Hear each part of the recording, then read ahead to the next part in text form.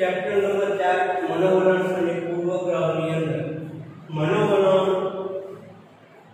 વિભાગની અંદર છઠ્ઠા વિભાગમાં આજે આપણે मनोवलन ઘડતર વિશે ચર્ચા કરવાની છે। એ પહેલા આગળ થોડું આપણે પુનરાવર્તન કરી લઈએ કે આના અગાઉના લેક્ચરની અંદર આપણે ફર્સ્ટ લેક્ચરની વાત કરીએ તો मनोवलनની પ્રસ્તાવના જોઈ છે। બીજા લેક્ચરની અંદર मनोवलनનો અર્થ ની ચર્ચા કરેલી। ત્રીજા લેક્ચરની અંદર આપણે સ્વરૂપ અને मनोवलन ઘડતરને છોડી मनोवलन પરિવર્તનમાં આવતા અવરોધો વિશે ચર્ચા કરેલી। પછીના ચોથા લેક્ચરની અંદર આપણે मनोवलन ના સ્વરૂપો વિશે ચર્ચા કરેલી। જે मनोवलनના કુલ 7 સ્વરૂપો હોવાથી આપણે ચોથા લેક્ચરની અંદર मनोवलनના સ્વરૂપો જોયા હતા। પાંચમા લેક્ચરની અંદર પણ આપણે मनोवलनના સ્વરૂપો જોયા હતા। ઈ આપણે मनोवलनના સ્વરૂપોને એક પછી એક યાદ કરી લઈએ કે मनोवलनના 7 સ્વરૂપો કયા કયા છે। તો કે એનું સૌથી પહેલું मनोवलन કે मनोवलन જન્મજાત નથી પરંતુ સંપાદિત છે। પહેલો સ્વરૂપનો મુદ્દો આપણે શું જોયું કે मनोवलन એ જન્મજાત નથી પરંતુ સંપાદિત છે।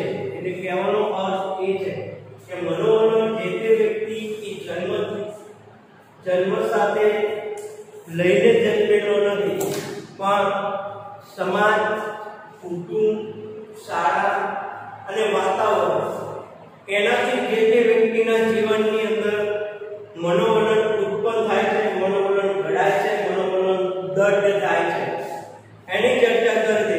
પછી એનો બીજો મુદ્દો હતો કે मनोवलन મોટા ભાગે કાયમી હોય છે। ત્યારે કોઈ પણ વ્યક્તિના જીવનની અંદર અમુક પ્રકારનો मनोवलन કાયમી ઘર કરી જાય છે।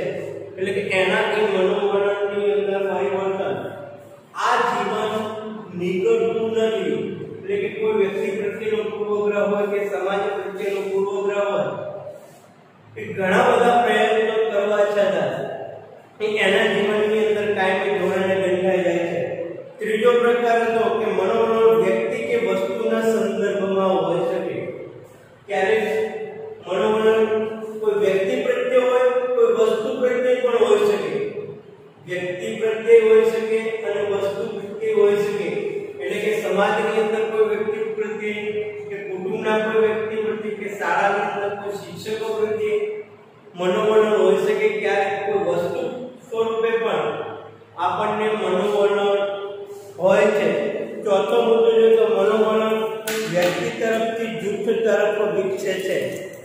ક્યારેક આપણને मनोवलन કોઈ એક વ્યક્તિ પ્રત્યે હોય અને એ मनोवलन આખું આપણને એક જૂથ તરફ ધકેલી જાય છે।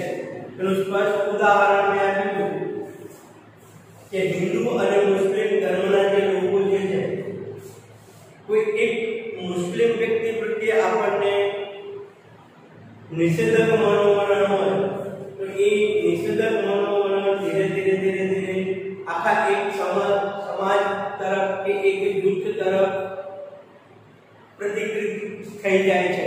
એટલે કે मनोवलन ક્યારે વ્યક્તિ તરફથી જૂથ તરફ હોય છે। પાંચમું જોયું કે मनोवलन જૂથ વ્યાપી હોય છે। ક્યારેક मनोवलन એક આખો જૂથ વ્યાપી પણ હોઈ શકે। એટલે કે એક વ્યક્તિના જે કામથી સંતોષી વ્યક્તિ આખા સંપૂર્ણ જૂથના લોકો, આપણે એનું ઉદાહરણ જોયું કે ગાંધીજી જે કોઈ પણ કાર્ય કરતા એ આખા જૂથના લોકો કે ધારો કે એક આશ્રમથી શરૂઆત કરતા કોઈ પણ સારા કાર્યની શરૂઆત તો આશ્રમના સંપૂર્ણ લોકો એનું અનુકરણ કરતા।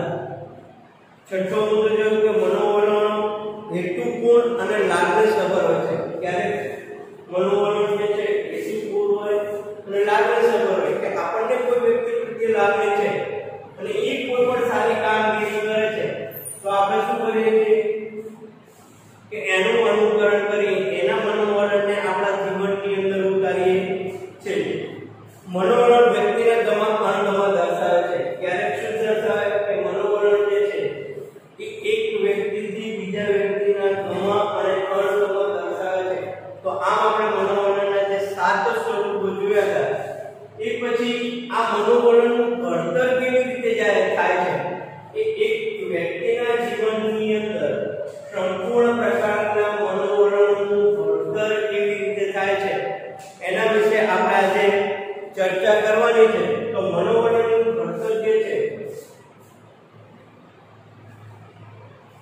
એને ઘડતર કેવી રીતે થાય છે એ સમજતા પહેલા જો જ્યારે પણ આપણને કદાચ એવો મોટો પ્રશ્ન પૂછાઈ શકે કે મનોવલણ ઘડતરની રીતો જણાવી કોઈ પણ એક રીત વિશે વિસ્તૃતથી લખો.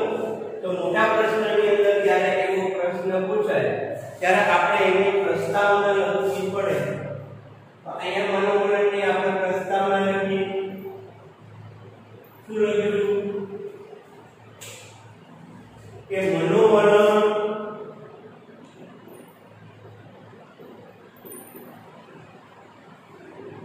જન્મજાત નથી પરંતુ સંપાદિત છે. કે આગળ સ્વરૂપની અંદર આપણે ચર્ચા કરી છે કે મનોવલણ એ હંમેશા જન્મજાત નથી હોતા પરંતુ મનોવલણો જે છે એ સંપાદિત હોય છે એટલે કે એકબીજા વ્યક્તિથી શીખેલા હોય છે. એટલે મનોવલણનું ઘડતર કેવી રીતે થાય છે તો કે મનોવલણનું ઘડતર સામાજિકરણ અને શિક્ષણથી થાય છે. એટલે કે એનાથી સંપાદિત થાય છે કે મનોવલણ જે તે વ્યક્તિના જીવનની અંદર ઘડતર કેવી રીતે થાય છે તો કે એક સામાજિકરણ થાય છે અને બીજું મનોવલણ જે છે એ કોઈ પણ શિક્ષણ દ્વારા એક પણ વ્યક્તિના જીવનની અંદર ઉત્પન્ન થાય છે. અને ક્યારેક જો મનોવલણ ઘડાય કેવી રીતે અનુભવથી ઘડાય છે અને વિકસે છે અને એનાથી દંડ થાય છે કે મનોવલણ હંમેશા આપણને કોઈ પણ એક વ્યક્તિ પ્રત્યે હોય તો એ વ્યક્તિના સંપર્કમાં જેમ જેમ એ વ્યક્તિનો કે સમાજનો આપણને અનુભવ થાય એમ અનુભવથી એ મનોવલણ ઘડાય પછી વિકસે છે અને એકદમ પછી દ્રઢ થાય છે.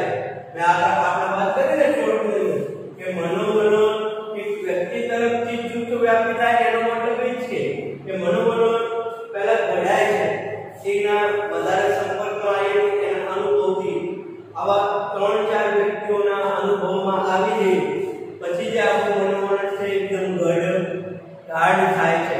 એટલે મનોવલણ હંમેશા જો શિક્ષણ પ્રાપ્તિની વિવિધ પદ્ધતિઓ જે મનોવલણ ઘડતરને સંપાદિત કરવામાં મનોવલણ ભાગ ભજવે છે.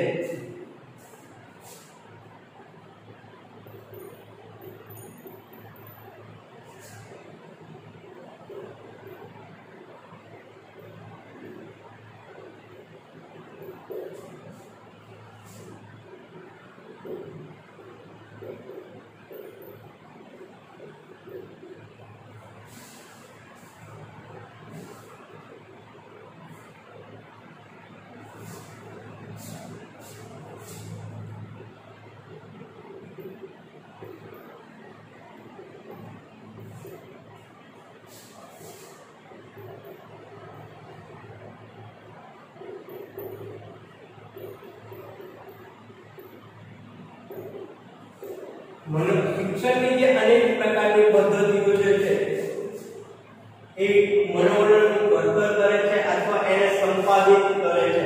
તો અહીંયા આપણે મનોવલણ ઘડતરની જે પ્રસ્તાવના કે એને મનોવલણ ઘડતર કેવી રીતે થાય છે એની રીતો સમજાવતા પહેલા થોડી પ્રસ્તાવના આ રીતે લખાઈ શકાય કે મનોવલણ જન્મજાત નથી પરંતુ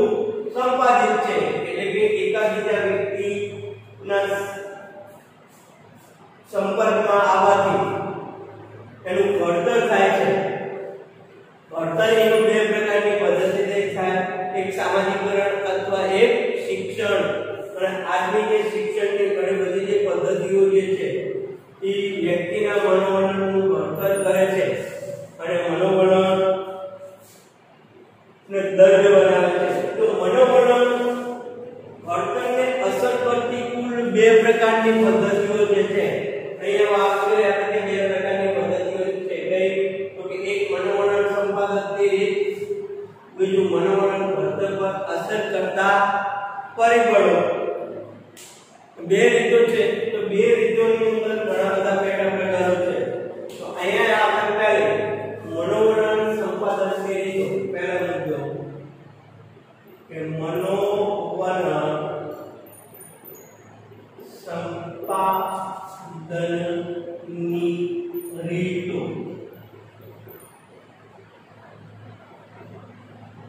એટલે કે જે તે વ્યક્તિના જીવનની અંદર મનોવલણ કેવી રીતે દઢ થાય છે એની સંપાદનની રીતો જે છે એ કુલ ચાર પ્રકારની સંપાદનની રીતો છે. ચાર પ્રકારની રીતો કઈ છે? શાસ્ત્રીય અભિસંધાન, કારક અભિસંધાન, નિરીક્ષણાત્મક શિક્ષણ અને ઉદાહરણનું આદર્શ કે નમૂનારૂપ વર્તન. કુલ મનોવલણની ચાર રીતો. પછી મનોવલણ ઘડતર પર અસર કરતા પરિબળો એ પણ ચાર છે. કુટુંબ, સામાજિકરણ, પ્રત્યક્ષ અનુભવ અને સંચાર સમૂહ માધ્યમ. તો અહીંયા આપણે જે મનોવલણ સંપાદનની રીતો જે છે કુલ ચાર પ્રકારની રીતોમાં સૌથી પહેલી રીત જે છે શાસ્ત્રીય અભિસંધાન.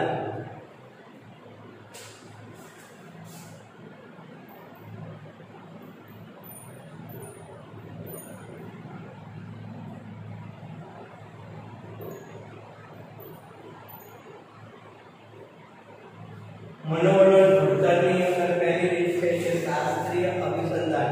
યાદ કરો શાસ્ત્રીય અભિસંધાનનો પ્રયોગ કોને કરેલો છે, કોના ઉપર કરેલો છે? તમને કદાચ યાદ હોય તો રશિયન મનોવૈજ્ઞાનિક ઇવાન પાવલોવ જેને કૂતરા ઉપર કરેલો પ્રયોગ એ શાસ્ત્રીય અભિસંધાન છે. અભિસંધાન એટલે શું? અભિ એટલે જોડાણ, એટલે કે એની સાથેનું જોડાણ.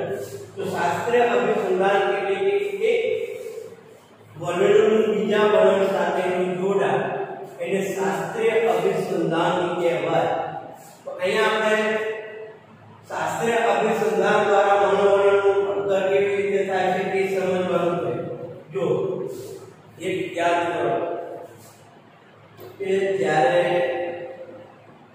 પાવલોવે કૂતરા ઉપર કરેલો પ્રયોગ કે જ્યારે એક કૂતરાની અસર તપાસવાની છે કે એક ભૂખ્યા કૂતરાને નળીઓ ગોઠવી એને પહેલા ઘંટડી વગાડવામાં આવે અને પછી ખોરાક મૂકવામાં આવે. જો પહેલા ફક્ત ખાલી ઘંટડી વગાડતા ત્યારે કૂતરો લાળ ટપકાવવાની પ્રતિક્રિયા ન કરતો, પણ જેમ જેમ ઘંટડી સાથે ખોરાક રજૂ કરવામાં આવે એમ એમ એ કૂતરાને ઘંટડી અને ખોરાક બંનેનું જોડાણ થઈ ગયું કે આ ઘંટડી વાગી તો હવે એને ખોરાક મળશે. એવી જ રીતે થોડા સમય પછી ઘંટડી સાથે ખોરાક રજૂ કરવામાં આવ્યો નહીં તો પણ કૂતરાએ લાળ ટપકાવ્યું કે એને અભિસંધાન થઈ ગયું ભાઈ ઘંટડી વાગે એટલે પોતાને ખોરાક મળશે. આ એને એક મનોવલણ બંધાયું ઘંટડી સાથેનું ખોરાક સાથેનું જોડાણ કે ઘંટડી વાગે એટલે ખોરાક મળે એ એને જે અભિસંધાન થઈ ગયું. એવી જ રીતે આપણા જીવનની અંદર પણ કે જ્યારે કોઈ વ્યક્તિની વાત કરીએ તો આપણે નાના બાળકને લઈએ કે એક ભૂખ્યું બાળક જે છે જ્યારે પોતાની માતાને જુએ છે એટલે ખુશ થાય છે. એનું પાછળનું કારણ શું છે કે એને ખબર છે કે પોતાની માતા આવે છે તો એની ભૂખ સંતોષ હશે કે એને જ્યારે પણ એની માતા આવતી ત્યારે એને સ્તનપાન કરાવી એના ભૂખનું સંતોષીકરણ કરતી એટલે કે એની ભૂખ સંતોષતી. એટલે એને એની મા સાથેનું જોડાણ. જો કદાચ માતા આવીને એની ખોરાકની જરૂરિયાત નથી સંતોષતી તો એ બાળક ખુશ થશે. કેમ કે એને માતા સાથેનું જોડાણ થઈ ગયું કે ભાઈ માતા આવે એટલે મારી ભૂખ સંતોષાય. જેમ કૂતરાને ઘંટડી સાથે ખોરાકની રજૂઆત ભલે પછી ઘંટડી વગાડી મારી અને ખોરાક રજૂ કરવામાં આવતો તો એવી આશા બંધાતી કે મને હવે ખોરાક મળશે. એવું જ્યારે આપણા જીવનની અંદર કે એક રૂમની અંદર બાળક સૂતું હોય નાનું અને જ્યારે એની માતા આવે ત્યારે ખુશ થઈ જાય. કારણ શું કે એને એવું લાગશે કે હવે મને ખાવાનું મળશે, મારી ભૂખ સંતોષ હશે. ભલે કદાચ એની માતાની ભૂખ ના સંતોષે પણ તો પણ એને એની સાથેનું જોડાણ થઈ ગયું છે. માટે તો મનોવલણ સંપાદનની એક આ રીત છે કે મનોવલણ કેવી રીતે ઘડાય છે કે એક તો અનુભવ કે એને એવું શાસ્ત્ર અભિસંધાન દ્વારા એકબીજા સાથે જોડાણ થઈ ગયું કે આ વ્યક્તિ આવશે અને મારી ભૂખ સંતોષ હશે. બીજો પ્રકાર જોઈએ કારક અભિસંધાન.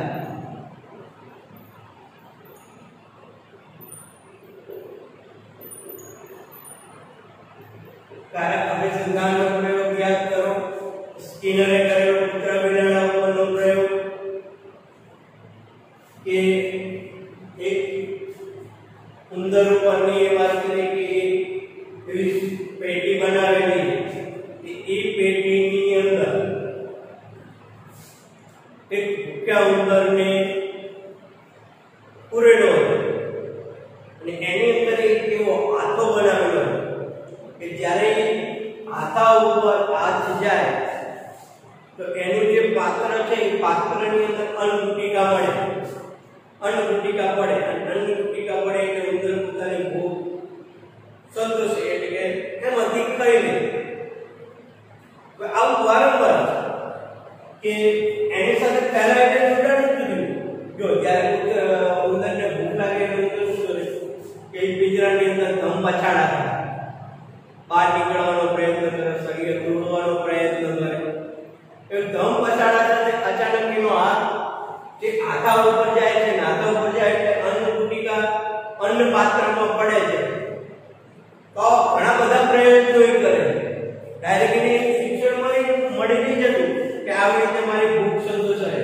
પણ જેમ જેમ પ્રયત્નો પછી એને એની સાથેનું જોડાણ થઈ જાય એટલે કે એનું દઢ થઈ જાય એની સાથેનું જોડાણ. એટલે આ એક પ્રકારનો પુરસ્કાર કહેવાય કે જો શાસ્ત્રીય અભિસંધાનની અંદર એને કોઈ પણ પ્રકારની કામગીરી નથી કરવાની, કારક અભિસંધાનની અંદર એને એની સાથે કામગીરી કરવાની. જો એનો હાથ એના ઉપર પડશે તો જ એને ખોરાક મળશે. એટલે કારક અભિસંધાન છે એ આપણા જીવનની અંદર પણ કેવું જોઈએ કે એક શાળાની અંદર કોઈ પણ શિક્ષક કોઈ વિદ્યાર્થી જોડે કામ લેવું હોય તો એને અમુક પ્રકારનો પુરસ્કાર આપવો પડે. અમુક પ્રકારની ધારો કે કોઈ પણ પ્રકારના જવાબ આપે તો વેરી ગુડ, સરસ જેવા ઉચ્ચારણ દ્વારા એને પોતાની કામગીરીથી સંતોષ થાય.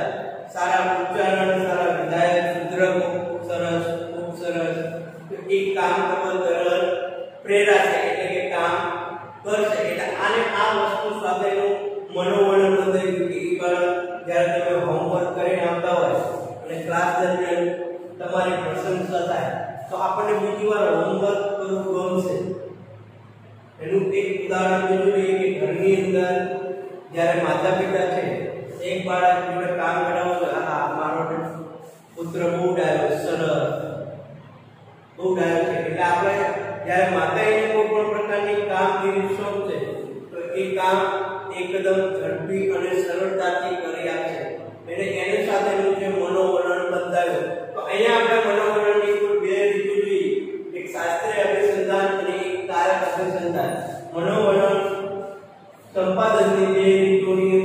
હવે ત્રીજી રીત છે નિરીક્ષણાત્મક શિક્ષણ અને ઉદાહરણ આદર્શ નમૂના સ્પર્ધા એ નેક્સ્ટ લેક્ચર ની અંદર આપણે સમજીશું।